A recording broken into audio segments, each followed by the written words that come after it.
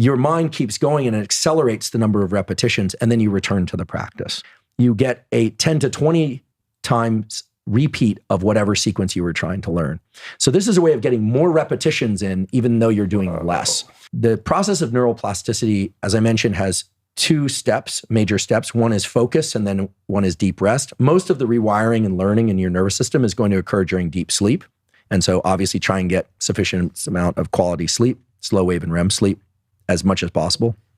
But there are two really nice papers published in the journal Cell Reports, the Cell Press journal, excellent journal, which show that even brief 20-minute periods of resting or napping after a learning bout can greatly accelerate the neuroplasticity process. So whether or not you're trying to learn a new motor skill, whether or not you have just done an intense visualization, which can be relaxing, but it's really a form of training and repetition, whether or not you're learning math or piano or whatever it is, that in some period of time within the immediate 4 hours after the learning bout or the visualization, to get 20 minutes of maybe a shallow nap. You could do what we call non-sleep deep rest. Some people call it yoga nidra. There are other forms of non-sleep deep rest, essentially letting the brain go idle, closing your eyes.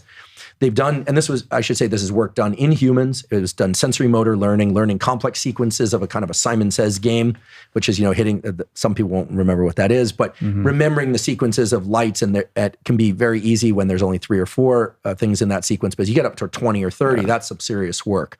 The other thing that really favors neuroplasticity are what are called gap effects.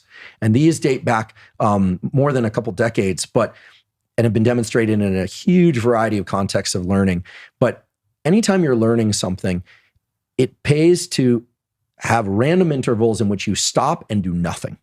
So let's use learning a sequence of the keys on the piano, just for sake of example. You're practicing a scale, or you're practicing a piece of music. Every once in a while, if you have a timer that goes off randomly, or the instructor or teacher tells you stop, and you attempt to do nothing. You could close your eyes or keep them open, but you stop the motor pattern, or you stop trying to do the math problem, or you stop trying to do the physical sequence that you were doing.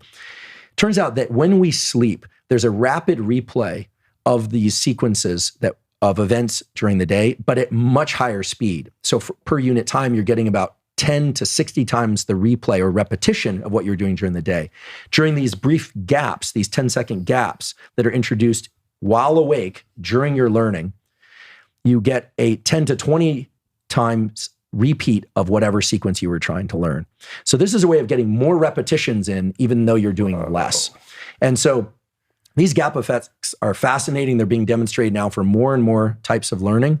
And fortunately, the more recent papers really point to the neural mechanisms. It's the hippocampus and the neocortex, areas involved in storage and retrieval of memories, that are rapidly replaying these sequences. It's like we talked about how one state defines the next. So when you're repeating something over and over and over and you stop, the nervous system doesn't just switch to what you're doing. It keeps generating that sequence. And when you suddenly limit your motor behavior or your cognitive behavior, so maybe you're reciting lines to remember, and all of a sudden you just stop and you attempt to stop doing that, your mind keeps going and it accelerates the number of repetitions, and then you return to the practice. I feel like we can all benefit from it. And this is absolutely free. There's no product to purchase.